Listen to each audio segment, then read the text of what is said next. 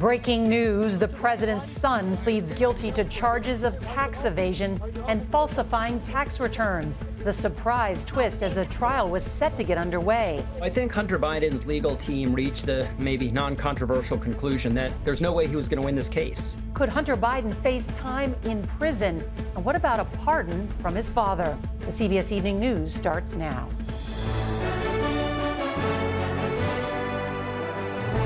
Good evening, I'm Nora O'Donnell, and thank you for being with us. And we are going to begin tonight with that breaking news after the president's only surviving son today pleaded guilty to 9 charges of tax evasion and falsifying tax returns. And tonight we are hearing from Hunter Biden about why the sudden change in his legal strategy, as this move will avoid a lengthy and embarrassing trial for the Biden family. But what we do know is that this development was not part of a plea deal, and it does set up the possibility that the president's son could spend decades behind bars, and raises new questions about the chance of a pardon from President Biden. CBS's Scott McFarland reports the surprise move came as jury selection was getting underway. Hunter Biden, who was convicted by a jury in Delaware in June of unlawfully possessing a gun, is trying to avoid a second criminal trial this year. He's charged in California with allegedly scheming to avoid paying at least $1.4 million in income taxes. But in a surprise move ahead of jury selection today, Biden's attorneys acknowledged the evidence is overwhelming and offered for Biden to plead guilty. Hunter decided to enter his plea to protect those he loves from unnecessary hurt and cruel humiliation. Hunter put his family first today. An unorthodox, unexpected move in the federal court system where guilty pleas typically come with plenty of warning, and only after negotiations and agreement with the prosecutors. Among the many things that were unusual today is the fact that it appears that what Hunter Biden is offering is to plead guilty to all the charges, but in exchange for nothing. At first, prosecutors protested because in Biden's initial offer today, his attorney said he'd plead guilty but wouldn't accept full responsibility for the crime.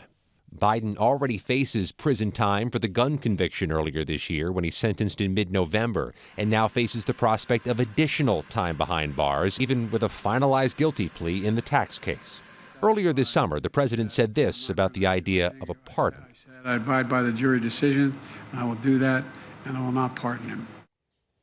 In a statement he just issued, Hunter Biden said he was concerned a trial would cause anguish and that he didn't want to put his family through that. Nora. You know, the president made those comments about a pardon before he dropped out of the race, so it's still a possibility, right? The White House press secretary was asked about the prospects of a pardon now. She says he is still a no. Scott McFarland, thank you very much. Turning now to that horrific school shooting in Georgia that left 2 teachers and 2 students dead. CBS News tonight has new information about the alleged teenage shooter, the gun he used, and prior warning signs, including his interests in school shootings. CBS's Mark Strassman is in Winder, Georgia, just outside of Atlanta. Tonight, Colin Gray, the father of 14-year-old Colt Gray, has been arrested in connection with Wednesday's mass shooting at Appalachia High School, charged with second-degree murder, involuntary manslaughter, and cruelty to children. These charges stem from Mr. Gray knowingly allowing his son, Colt, to possess a weapon. This after CBS News learned that investigators believe the father gave the son the gun allegedly used in the rampage as a gift last December. It's sad that we have that kind of evil in our society. Janice Mangum's the sheriff in neighboring Jackson County. Her deputies first questioned the Gray family in 2023. The issue, the FBI had received anonymous tips about online school shooting threats posted on an app called Discord. Its username referred to the 2012 Sandy Hook gunman. In an incident report obtained by CBS News, a deputy reported the teen assured me he never made any threats to shoot up the school. Investigator Miller, I'm not saying you're lying, but the teen responded, it's a serious thing. His father told deputies the family owned hunting rifles. He added his son is allowed to use them when supervised, but does not have unfettered access to them. But without more to go on, the case was closed. Was this a missed opportunity? I don't think it was a missed opportunity, no. I think he did all he could do with what he had at that time. This is cell phone video of a school hallway right after the shooting. What appears to be an AR-style rifle lies on the floor. Today, at an event in Wisconsin, President Biden talked about the deadliest school shooting in Georgia history. We're grateful, the school personnel and first responders who proved and prevented more people from being killed or injured and brought the suspect to custody. But as a nation, we cannot continue to accept the carnage of gun violence. The teenage suspect makes his first court appearance in the morning.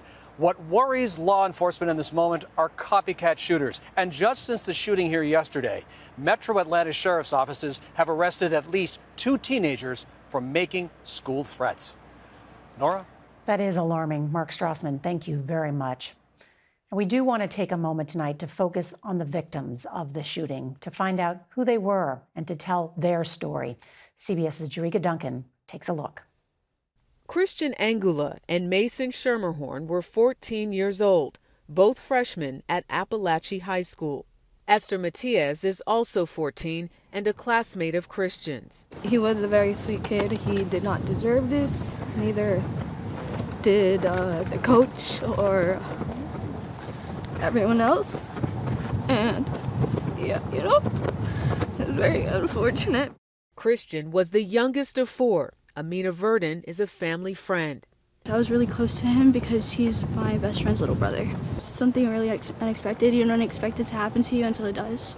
Mason was known for having a big smile. A family friend called him the sweetest, most loving soul. Ronald Clark is a chaplain who knows Mason's mother. He says he went inside the school yesterday to help investigators find him. You know, the willing that she thought she was coming to pick up her son to go home, that part, that just was devastating. 53-year-old algebra teacher Christina Urami, a Romanian immigrant, jumped in front of a student to protect them from the shooter, according to an eyewitness. Father Nicolae Klempis says he knew Urami for more than 20 years. I would not be surprised that she would do such thing because she was dedicated to her students, to the children. Richard Aspinwall, who went by Ricky, was 39. He was a defensive coordinator for the school's football team. Sophomore Isaiah Hooks is a player who describes his coach as a kind man whose standards he hopes to live up to. He would always push us to being who we are and just always made sure that we were doing the right thing. Isaiah says he had just seen his coach that morning at football practice. I wish it was all just a dream. I mean, me and my team, me and my friends, we could all just wake up and it's just still Wednesday morning and none of this had ever really happened. Family and friends of the victims that I spoke to today all expressed how thankful they were for the love and support expressed by this community. Nora, tonight we're learning that 7 of the people who were hospitalized as a result of this shooting have been released. 1 person remains in stable condition. Trika, thank you for telling their stories. Voters could see new evidence in the federal election interference case against former President Donald Trump before the election. This comes after the judge sided with the prosecution today, saying Trump's campaign is not relevant to the case. As for the trial itself, that won't take place until after Election Day. The former president's lawyers also pleaded not guilty on his behalf as he was arraigned on revised charges in response to the Supreme Court's ruling on presidential immunity. Now to America Decides. With the economy one of the top issues for voters in November, former President Donald Trump laid out a number of his economic proposals in New York today, and it included a task force to conduct a financial and performance audit of the federal government led by tech billionaire Elon Musk. CBS's Robert Costa has the details. It will be a national economic renaissance. Former President Donald Trump today spelled out his vision for the economy and had sharp criticism of Vice President Harris. Comrade Kamala Harris wants to sacrifice our wealth, kill the economy, and drive jobs overseas to punish businesses more. Trump claims a second-term agenda would include lowering the corporate tax rate, slashing regulations to boost energy production, and imposing tariffs and tax penalties on companies that don't produce in the U.S. Vice President Harris, by contrast, has said she would raise the corporate tax rate from 21% to 28%. Billionaires and big corporations must pay their fair share in taxes. Trump today also embraced a government efficiency commission pushed by billionaire supporter Elon Musk, who has called for a complete audit of the federal government. Elon, because he's not very busy, has agreed to head that task force. Be interesting. If he has the time, that'd be a good one to do it, but he's agreed to do it. Harris made her way to Pittsburgh today, where she will focus on debate prep ahead of Tuesday's clash with Trump in Philadelphia. There will be no studio audience. Candidates cannot question one another, and their microphones will be muted while the other is speaking. The former president lashed out at the host network and falsely claimed Harris would get the questions in advance. ABC is the worst network in terms of fairness. They are the most dishonest network, the meanest, the nastiest, but that was what I was presented with. Sources close to Harris tell me her debate prep is not just about policy and message, but about getting ready for the unexpected from Trump. As for Trump, his advisors tell me he isn't having a formal prep, but instead is bantering with allies about how to handle Harris and draw her out on issues like immigration. Nora. Robert Costa, thank you very much. And we will have complete coverage of the presidential debate on Tuesday, starting at 8 p.m. Eastern right here on CBS, followed by live simulcast of the debate and then CBS's expert analysis. We hope you will join us on Tuesday. Heavy rain and downpours are moving across the Gulf Coast, beginning and bringing with threats of flash flooding overnight from Lake Charles, Louisiana to New Orleans. CBS's Lonnie Quinn joins us now with the forecast. Good evening, Lonnie. Good evening, Nora. Hello, everybody. There are two big weather stories right now. You just heard Nora talking about the big rain that is out there, big heat. Let's start with the rain. So I want to take us down to the Gulf Coast. I mean, New Orleans has already, all week long, been getting piled on with rain. They've picked up over 7 inches already in their rain bucket, and by the time you get to tomorrow night, New Orleans could pick up another 6 inches. That would give New Orleans their year's worth of rain with another 4 months to go in this year. But the heat is the story out west. Anywhere from the Canadian border to the Mexican border, we've got heat advisories, high heat warnings out there. For some folks, like Los Angeles, that stays in effect until Monday. Tomorrow, Los Angeles hits 100 degrees. Well, Portland, Oregon also hits 100 degrees, well to the north of LA. But for Portland, Oregon, that will break a record that was established in 1958. 65 million people dealing with that big-time heat. Nora, it's all yours. Lonnie Quinn, thank you so much. And as Lonnie just mentioned, that heat on the West Coast is intensifying. And this year's extreme temperatures across the Southwest have led to dangerous conditions, emergency rescues, and even death. CBS's Carter Evans reports. It's a scene that's played out across the West all summer. Rescuers saving people overcome by heat. Well, we're probably going to break records this year. Mike Liam is with the LA County Sheriff's Search and Rescue Team, on track to beat last year's 733 missions. When it comes to heat illness, he says getting medical treatment within an hour is critical. Well, that person needs to get to a trauma center as soon as possible and get intravenous fluids flowing. So you're airlifting these people out? Yes. A lot of hoist rescues of heat-related injuries. This is the hottest summer on record for Las Vegas, and there have been more than 180 heat-related deaths in the area so far. And in the Phoenix area, with 3 straight months of triple-digit temperatures, at least 177 heat-related deaths have been reported, with more than 430 still under investigation. Experts say heat deaths are often undercounted. What we end up counting is really just the tip of the iceberg. Heat exacerbates a whole host of underlying conditions, from diabetes to various forms of mental illness to pulmonary respiratory issues. We often don't record that as heat related. Back on the trail, Liam says many new hikers, inspired by images on social media, even bring their pets along, but they're not prepared. And they overestimate their ability by thinking it won't happen to me, or I can handle it. And those are the people we rescue.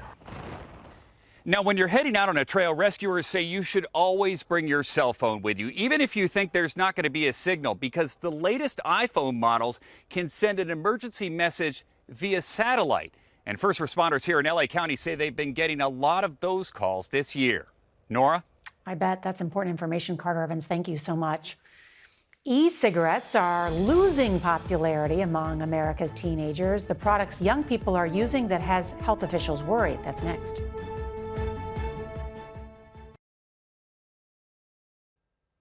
E-cigarette use among teenagers has hit its lowest level in a decade. That's according to a new government survey on tobacco use. Fewer than 1 in 10 high schoolers admitted to recent vaping when asked earlier this year. That's far below the troubling peak in 2019 when more than 1 in 4 said that they'd vaped. But health officials are concerned about the increased use of nicotine pouches by teens. The rewards programs of the nation's 4 largest airlines are now under a federal investigation. Transportation Secretary Pete Buttigieg says officials want to make sure that American, Delta, United, and Southwest Airlines aren't shortchanging passengers out of their frequent flyer miles and rewards points. Investigators are looking into how reward programs are impacted by extra fees and surge pricing. A beloved U.S. soccer legend announces her retirement and will play her final professional match this weekend. That's next. If you can't watch the CBS Evening News, you can listen. Subscribe wherever you get your podcasts. U.S. women's soccer legend Alex Morgan announced today that she's hanging up her cleats and retiring. Morgan, now 35 and expecting her second child, is a 2-time World Cup champion and Olympic gold medalist. Morgan says she's proud of her work to boost global investment in women's sports. She'll play her last match this Sunday with her club team, the San Diego Wave. And fans will miss her. Eye on America is next with a look at an all too familiar American tragedy.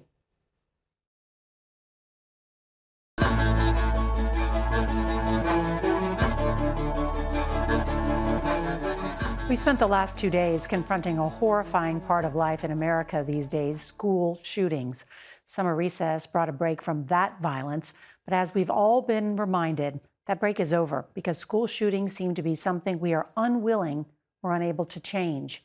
Here's CBS's Jim Axelrod with tonight's Eye on America. So now we've got a new name atop the hideous list.